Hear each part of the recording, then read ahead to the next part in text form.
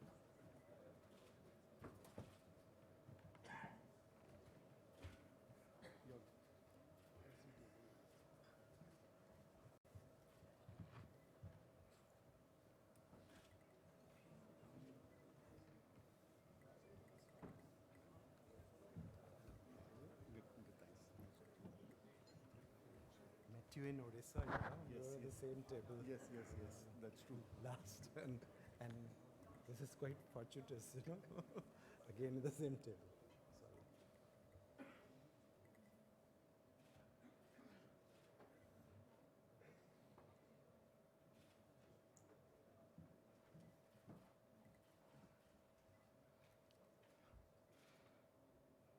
Good evening. At the outset, let me extend a very warm welcome to our esteemed guest today, Finance Minister Nirmala Sitharaman. Madam, thank you for agreeing to interact with CII's highest body, the National Council, and to address this special session within hours of presenting the budget this year. I also take this opportunity to welcome secretaries to the Finance Ministry, who are truly the draftsmen of the budget, forming an incredible team with the Honorable Finance Minister to deliver a grounded budget. Welcome Sri Rajiv Kumar, Finance Secretary, Dr. Ajay Bhushan Pandey, Revenue Secretary, Sri Anantu Chakraborty, Secretary, Economic Affairs, Sri Tuhin Kanta Pandey, Secretary, Department of Investment and Public Asset Management, and Dr. T.V. Somnathan, Secretary, Expenditure. CII's National Council represents the highest decision makers across the industry.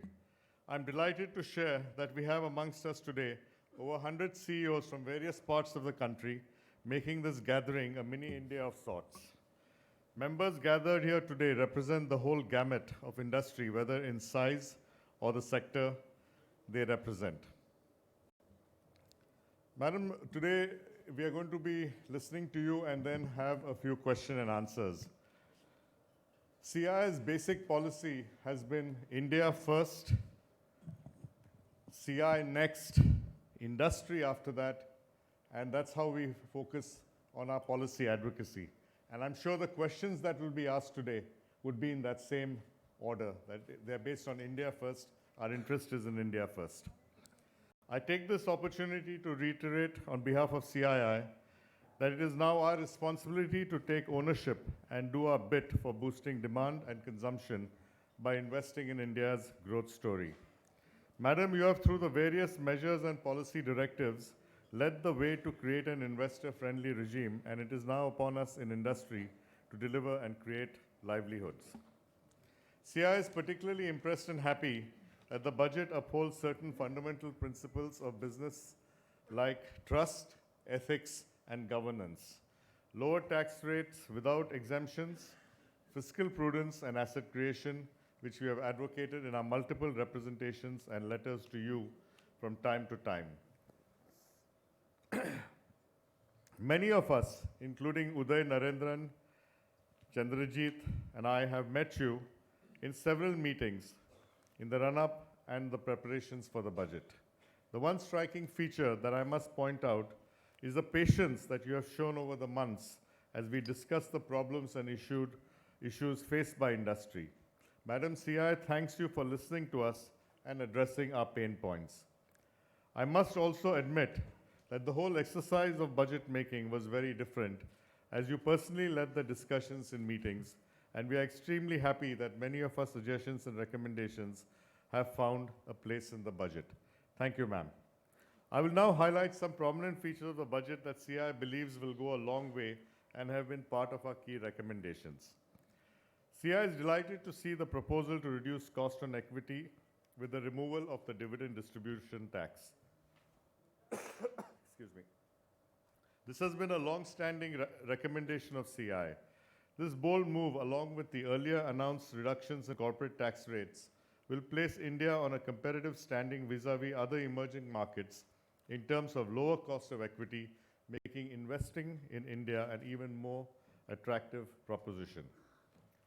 The budget proposal to extend the period of concessional withholding rate of 5% interest payment to foreign portfolio investors and qualified foreign investors is in respect of bonds issued by Indian companies and government securities will reduce the cost at which foreign funds are available to us. CI has urged the need to deepen the bond markets measure is another important milestone in the government's effort to deepen the bond markets. CI has been batting for tax concessions for sectors that promote manufacturing. We are extremely happy to see a move in this direction, with the budget expanding the scope of the concessional tax rate of 15% for electricity generation. As per the economic survey, India ranks third in the number of new firms created.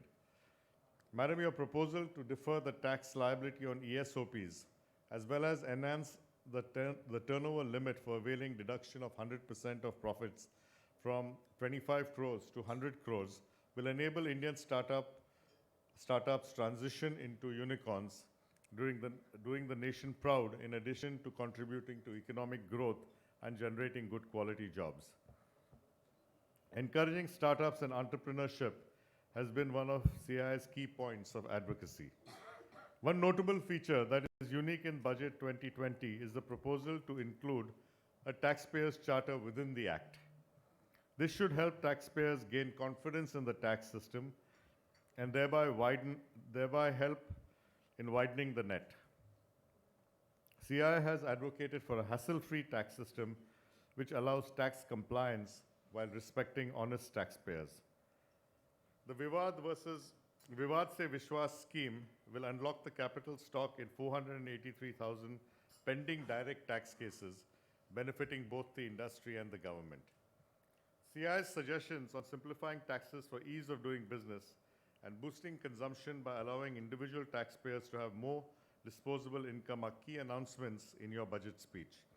Madam, the twin proposals will go a long way in addressing faith and confidence in the tax system while widening its net. Thank you.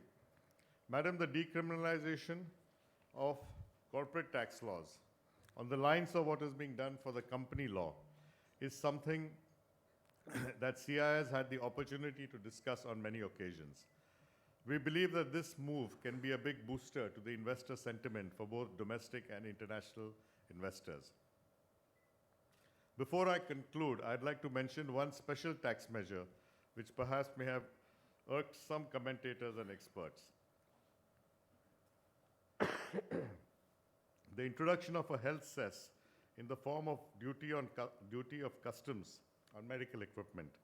The cess will benefit the Indian medical industry. Also, the cess will be used to fund the much-needed healthcare services in the aspirational districts. CII has been a strong advocate of generating resources for improving healthcare services in the Tier 2 and Tier 3 cities, including the aspirational districts. And CII commends you for taking this innovative approach. Madam, may I now request you to address the CII National Council.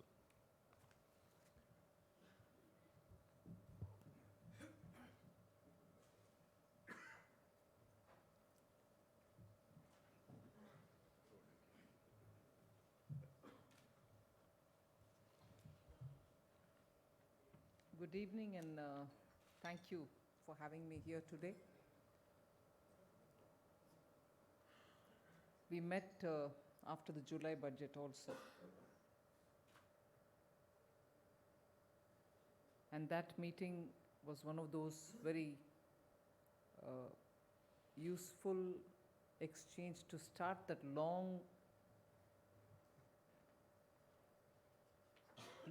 haul, if I can use that expression, which led up to this budget. So the interaction with the industry started with the CII meeting post-July. And as they say in the South, some meetings are very, very auspicious that led to several other meetings till before the current budget, which happened on 1st February. Several interactions post that CII meet,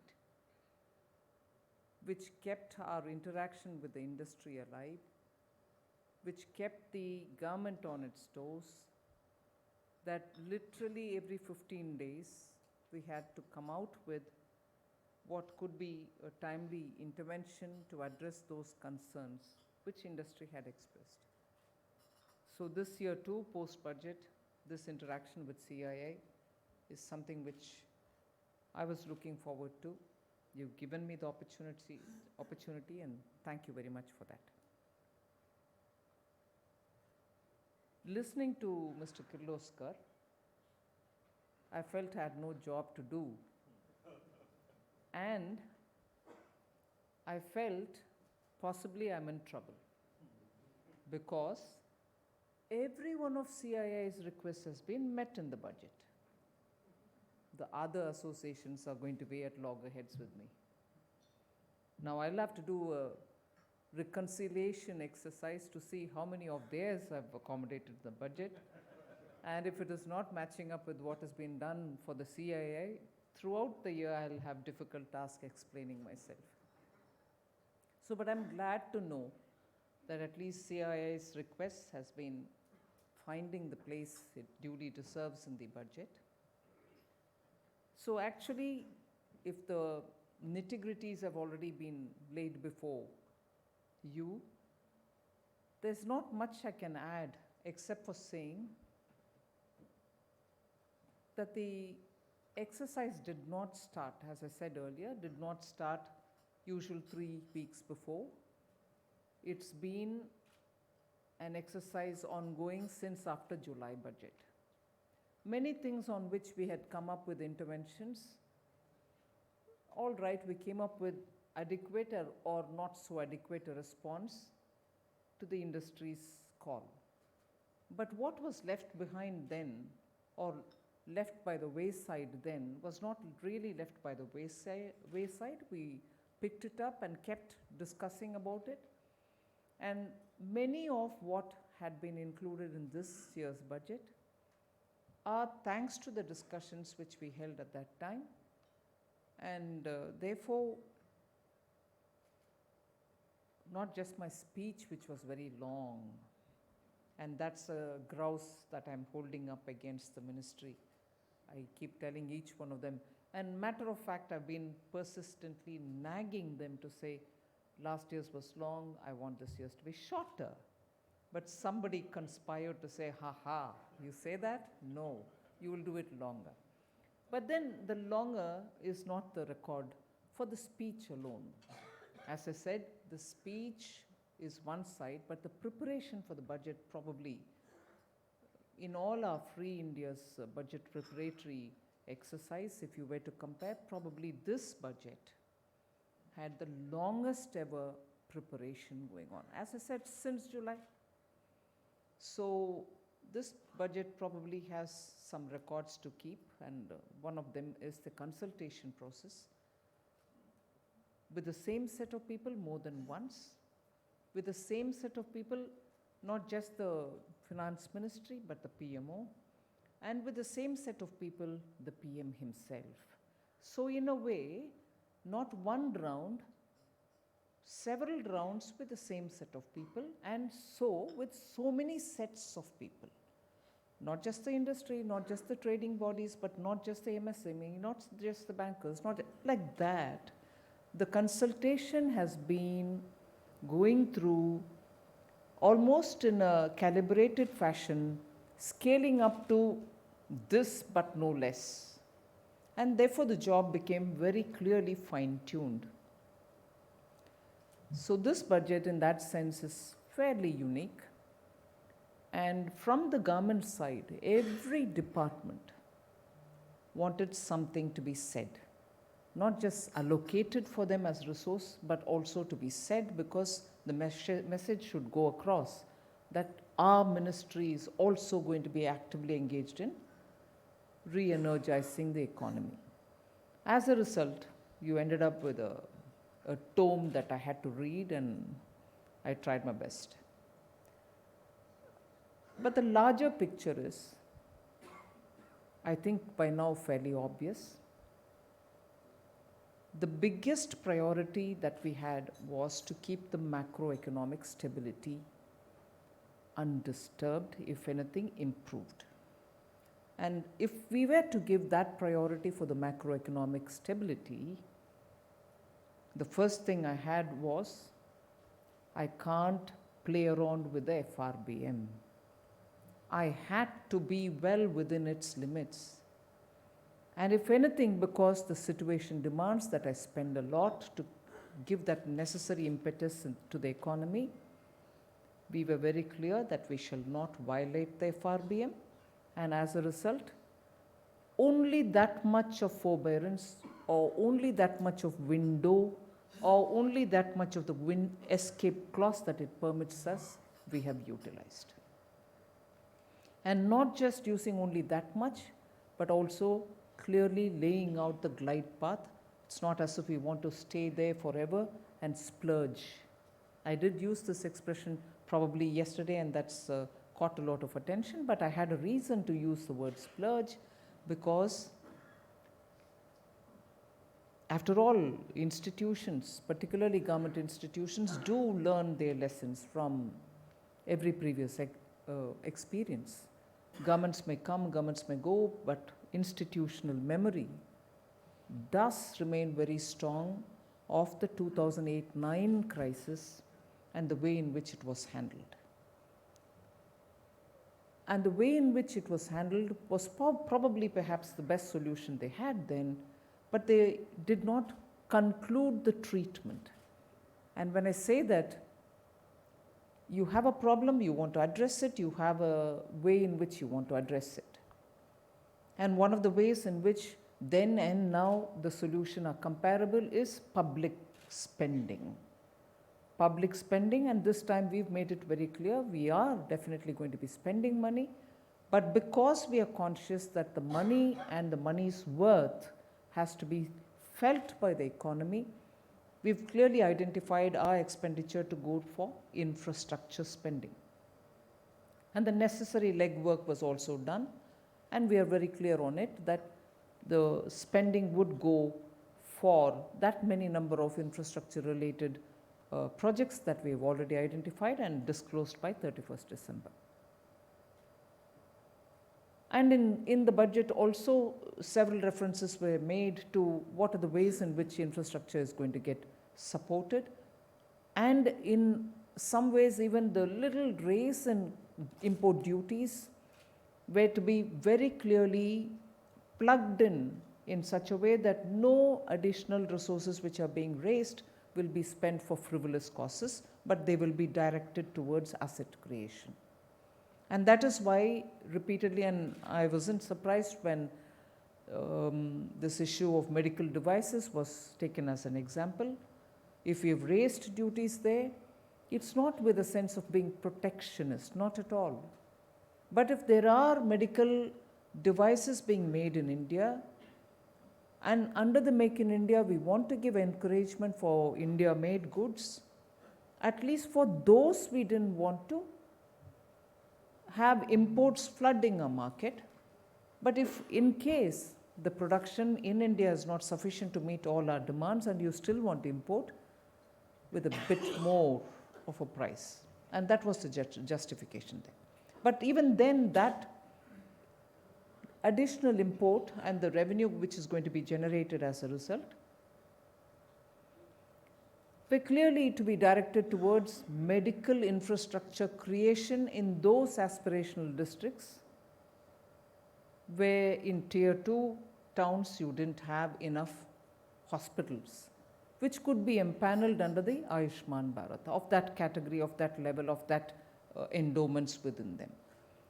So that is the extent to which we went to make sure that government's money will not be spent, as I said earlier, frivolously. And similarly, by having given my fiscal deficit number for the next year, I'm also indicating clearly, in contrast to what had happened in response to 2008-2009, I'm also clearly indicating that I'm going to clearly lay a glide path so that the treatment to the economy, which is now so demanded and justifiably demanded, will be given with a clear monitoring. We are not going to leave it unendingly, as though there's never going to be an end, the treatment has to continue forever. No. If the economy shows clear improvement, we shall focus on our attention for something else. That's the difference between 2008-9 treatment and now. And because it was left without an end, the splurging continued. And between 2014 and 19, we had to sort that mess out, which resulted in the twin balance sheet problem. So I want to very clearly speak before you that public spending going towards infrastructure and public spending being done because that's the demand of the moment is also being done responsibly. And in that, I would want the industry also to keep giving us the necessary feedback that it is happening and it is happening timely. I shall take the entire responsibility of making sure the budget's implementation, about which a lot of people have already started writing. It's all right for stating so many things in the budget. Who's going to be monitoring its implementation? The whole secret is in the implementation, is what many people have already started saying, and they're right in saying that. So we shall be spending a lot of time looking at the implementation, not spending time to announce the notification of the rules or the methodology in which we are going to do. We'll be on our toes. So that is the first point I would like to present before you. And the second is, there's no shift from Make in India. I've also seen this little concern being expressed. Is it now going to be Assemble in India and you're going to forget Make in India? No. Assemble in India has a purpose, particularly in the sector that it has been focused in. Electronics, there's a big capacity, both manpower and also installed capacity, which can and which is finding market outside. And therefore, it was necessary for us to state that, all right, we'll be supporting this activity also. That's not to say that we've left Make in India unattended. We are using this also as a capacity building towards Make in India. That's the second. Third, repeatedly we've had this thing about rural distress, you're not attending to it, which isn't true also, because from July we had been addressing somewhat issues related to rural distress, consumption and the real income issues related to the rural India. But then we made it a point to list out those specific, and that is why you had a list of 16 action points, all under the aspirational India. Why did we call it aspirational? When we were talking about rural development, when we were talking about skills, when we were talking about education? Because that's where you have the majority of the youth who are either asking for skills or asking for jobs or asking for better access to good quality education. So we clubbed it all to say that is where aspirational India's action points are needed, and therefore we laid out the action points and also very clearly announced the allocations for each of them. But then that is where industry also has, I think, a big opportunity. In that, if in the rural India we are looking at capacity creation, storage creation at the block level, storage for not just grains but also horticultural products, storage also making sure that the grains are kept for a certain period, not just for a quick transmission into an FCI godown. Blue economy, hospitals in every district. These are all going to be resulting in a lot of demand for core industries products. And that's not going to be just one-off, it's going to be steady increase in demand for core industries. And that's where majority of you are. And similarly, together with it, the commitment that we've given about environment. And therefore, the money which is being allocated to it is also going to create a lot of demand for those farmers who are now going to have solar power generation capacities in their particular piece of land or in the barren lands of the villages. A group of villagers whose lands are barren because rains no more reach them, there is no irrigation there, can happily demand capacities to be installed in their land. Their equity would only be the land, but the rest of it can be from anybody else.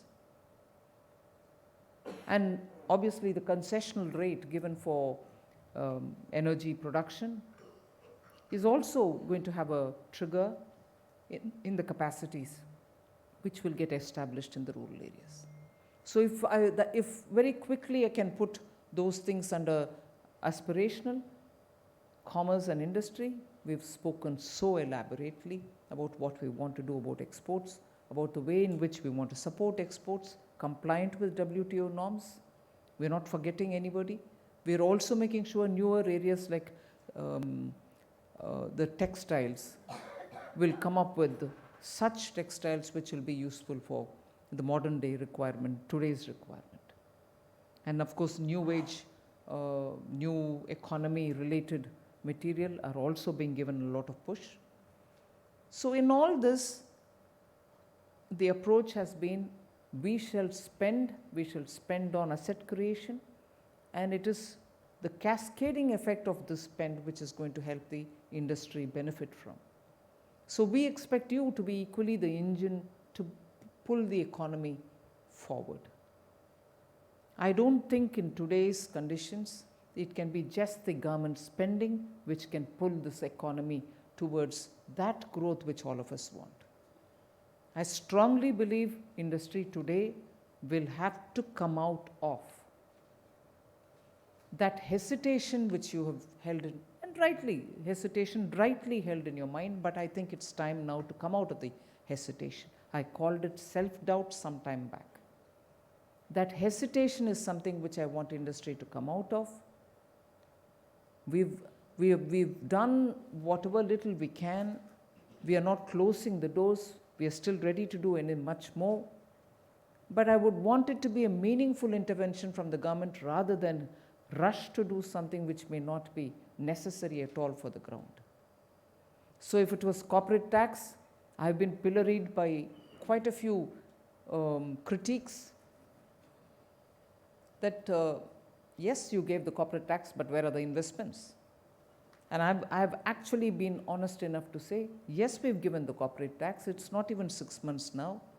And even if there are benefits which industries have had, and even if the extreme example some people have given to me is they're paying back their loans, I said I'm quite happy with that too, because at least the banks will have a better books to keep if your monies go back to the banks.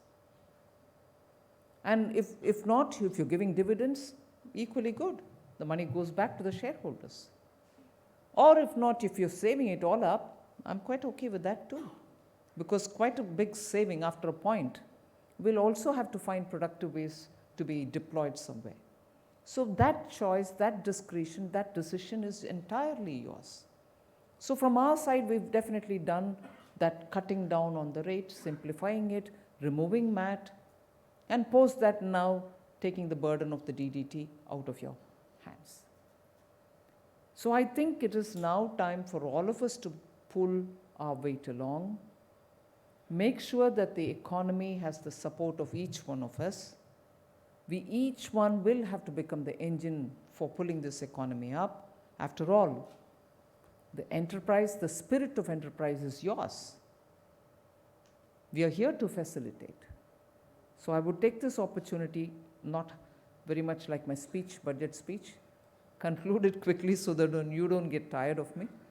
But obviously the officials and myself, all of us are available here for any clarification or answering or any questions or any demands that you want to put before me, so that that stays alive with the decision makers. We can always come back and then say, here we go further. So thank you for giving me this opportunity.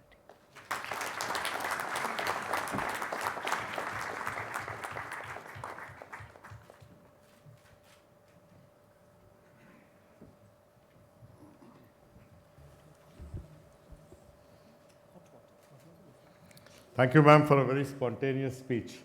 And I think from your heart, from after the budget speech as well. During the speech, one of the things that a lot of us appreciated was your term as you addressed wealth creators and how much you appreciated that. I think that made us all certainly feel very good, and I think that's what we are all trying to do, create the wealth and spread the wealth. Again, last several meetings, thank you again for being a terrific listener. We are all very pleased that so many of our points came in the budget. May I request you to take a few questions from the group? Gentlemen, ladies and gentlemen, kindly be brief with your questions and straight to the point. Let's have again as many members as possible who can get the opportunity to ask questions. May I begin by asking, starting with Uday, please.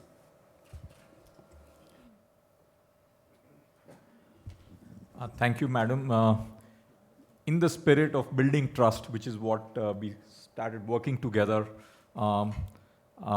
in this journey over the last 6 to 8 months, I must say that on behalf of all of us at CII, we deeply appreciate the commitment and sincerity which you and your ministry have shown in building trust between business and government. And it's something which is an ongoing journey and a process, and we are extremely grateful for building the road towards stronger relationship between business and government and building trust with each other.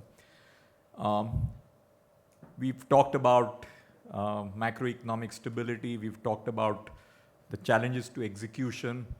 I wanted to turn this around on ourselves. And I'm reminded of a famous quote: ask not what the country can do for us. Ask what we can do for the country. And you've talked a bit about it, but if there's one direct, frank, from the heart message to us here of what we can do for the country at this point of time, unadulterated, can you please share with us? Should I go up or what would you prefer? 2, 3 questions at a time? Yeah. We'll do about 3 people at a time. Uday is what we have to do for the country. Number 2 is Rajiv Memani. Rajiv is CII's tax chairman. Rajiv? Thank you very much, ma'am, for an excellent budget. If you came here last year, I think there were 3, or last few years, the 3 biggest requests from the industry has been reduction in corporate tax rates, removal of MAT, and removal of DDT. And if someone asked 1 year, that time in July, 1 year later, if all 3 would have been done, I think the probability of that would have been extremely, except some die-hard optimists, I don't think the probability of that would have been very low. So on behalf of industry, thank you very much for reposing our faith in that. Ma'am, I had a couple of questions. The policy that the government had set out on REIT and InvITs has been very good. And I think that has led to almost $4 to $5 billion coming into the country in the last 12 months. And estimate is that about 2 lakh crores are likely to come. A lot PSUs, a lot for infrastructure projects in trying to make their balance sheet more healthy. And you have encouraged that further by allowing private InvITs and private REITs. The one question is that the policy was set out in a great deal of detail 2-3 years back. And one of the things was that, there was a dividend distribution tax, there was a flow-through. The income was taxed at one level, and then there was a flow-through. With the reversion to the classical system of taxation, that flow-through has got disturbed. So I do believe it's unintended.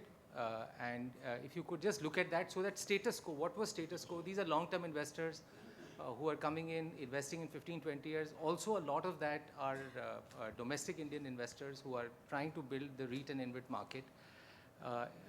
Just in terms of consistency of policy, I think it will be excellent if we can just read whatever was status quo, no additional benefit, nothing, whatever was status quo, if we can go back to that. The second thing, ma'am, I would say is on DDT, I think we have, by removal and getting into the classical form of taxation of dividends, I think we are absolutely consistent with what happens around the world.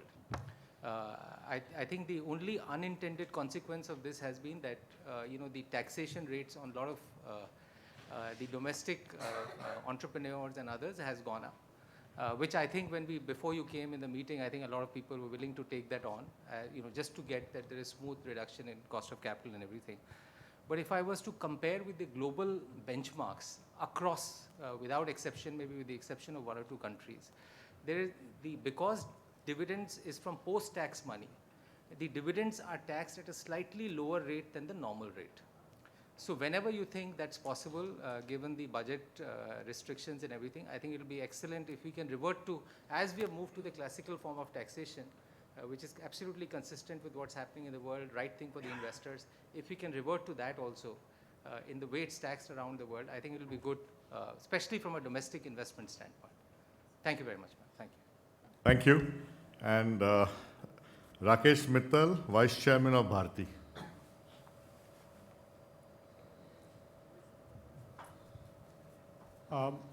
Ma'am, first of all, let me say that the entire budget around the three themes was very, very refreshing and welcome step. Having said that, let me just pick up the issue on agriculture. Some very new initiatives have been brought in, and I was very happy that our recommendation to the Honorable Prime Minister, we have brought in solar as a third crop for the farmer, including the storage facilities locally, which will up their income levels and meet the doubling farmers' income target which has been set. But having said that, the problem is that the implementation has to happen at the state government level. You just talked about storage facilities for grains. It is not allowed as per the policy.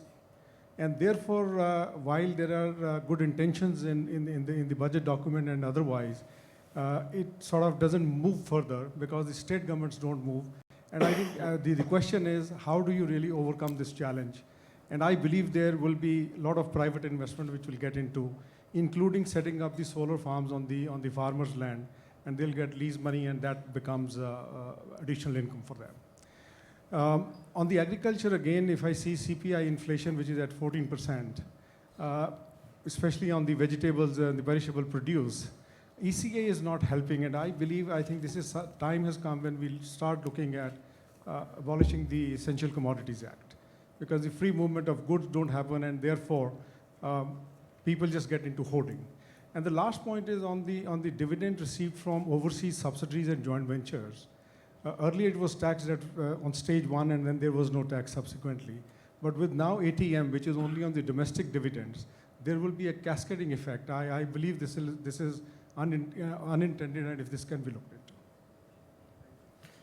So we'll do these three? Yeah, please.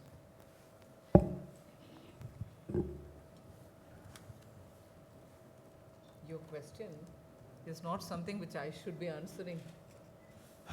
Because even though it is a well-intended question, and in a probably one-to-one chat and over a cup of coffee, I might say things. But here, if I even say it with the same good spirit, Finance Minister asks industry.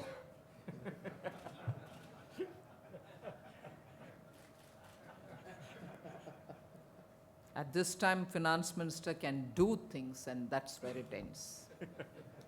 So when I meet Mr. Kotak separately, I'll say what I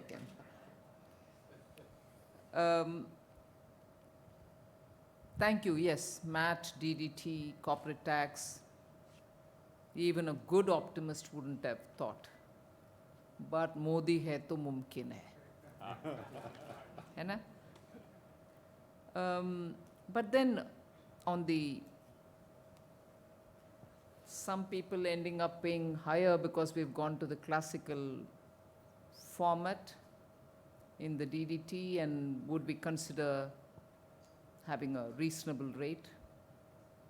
Sure, end of the day, sometime all of us will have to have personal income tax also be brought down, because I've been repeating this. The motive with which we have come up with the personal income tax reduction and exclusion of all exemptions as an alternative or as an option available for the taxpayer is because somewhere we have to make a beginning. I can't be waiting for that one very great day where everything is comfortable, when I would say, all right, time has come for reduction in personal income tax and removal of, is that possible at all? It's not. And I don't know, many of you all may be from the south, there is a proverb in Tamil which says, somebody was standing at the shore of the sea and said, let all the waves subside, then I'll go in to have a good snan. Is that possible? No. So I will have to do it sometime, I will have to bring it sometime. And that is why we came up with this thing of, we'll give it as an option. Let us see how it gradually can progress. It will progress gradually, maybe slowly, maybe not as much as you would expect it to, but eventually the idea is to bring the rates down to as low as you can bring it down to, and remove all the exemptions. A clean, neat system where compliance will be simpler. And if I've started doing that for corporate tax and also for personal income tax, obviously that will get applied to the rest of them also, because India should be seen as a taxpayer-friendly country. And therefore, yes, we will move towards that. But you also raised this issue of rates and InvITs. Yes, successful attempts at getting investments for real estate and also for otherwise investments. And in that, since the Revenue Secretary is here and he can talk your language, I'll ask him to respond. We don't intend to tax or burden the rates and InvITs, but then how he wants to do it, I would request the RS to speak. No, we have just received some representations on the taxability of REITs and InvITs. I mean, in fact, we came to that came to us only yesterday. So we are looking at that, and if there are some anomalies, we'll see how we can address this. And my third is about, yes, a lot of the announcements have the state's roles subsumed in the assumptions. So when we have spelt out that there shall be storage capacities established at the taluk level or the mandal level, block level, and that is for storing grains, obviously we'll have to work with the state governments.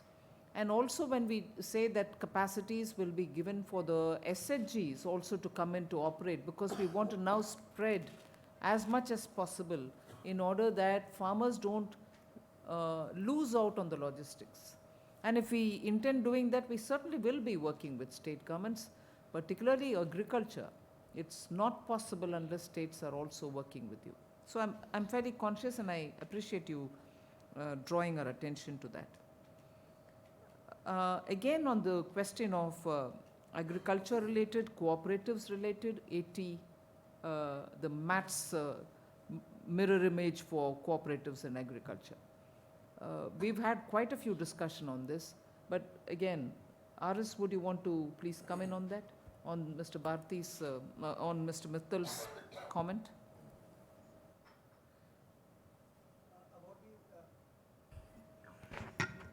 As you may have noticed in the budget, we have provided the tax on the cooperatives at the same level as we tax the corporates, because earlier the cooperatives used to be taxed at a higher rate.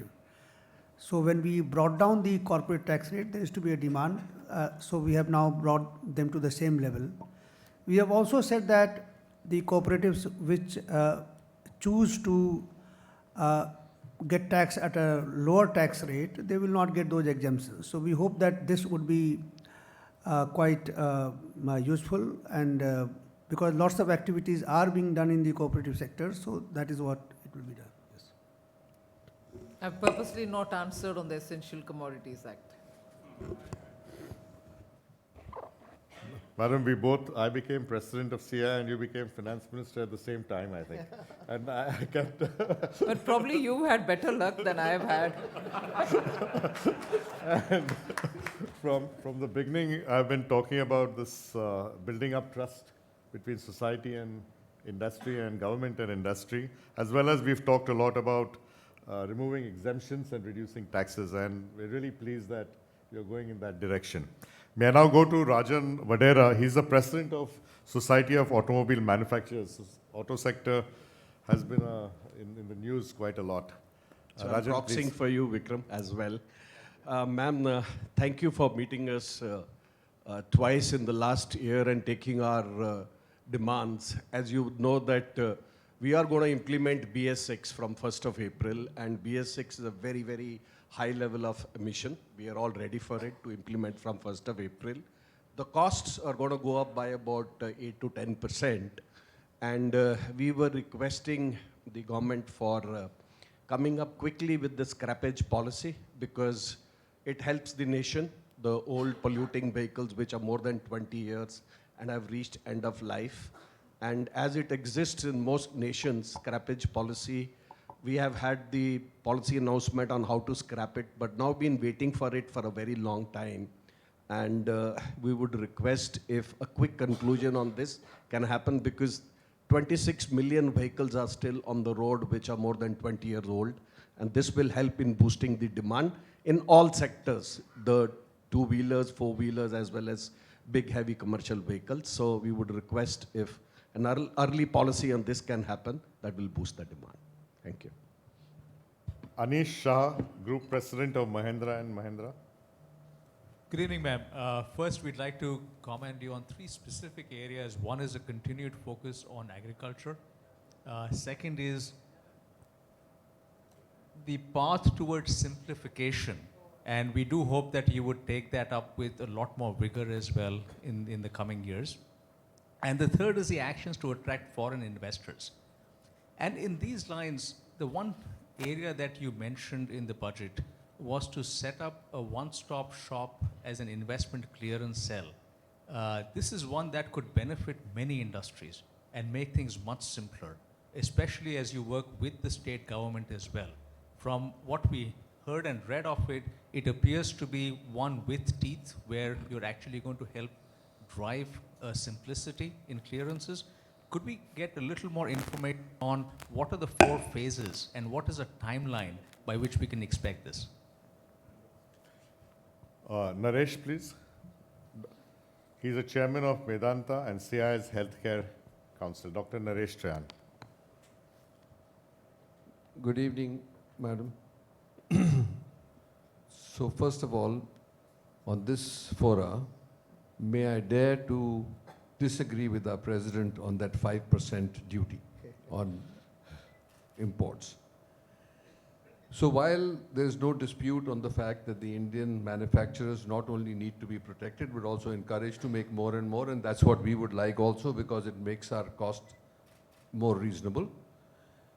The fact is that that 5% that will go on devices which are imported are going to be transmitted to the patient who's already under a huge burden. So we are not doing him a service.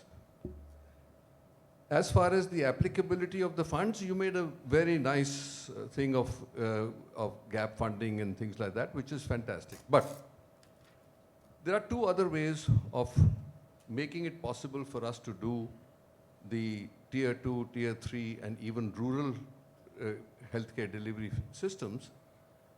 One is, and I hate to sound like a broken record, but in the last 6 months, nothing has happened, so I feel obliged. I was recently in Varanasi at the IMA function, and you will not believe how much distress there is with unpaid, already approved bills with the central and other agencies for their services that they have rendered.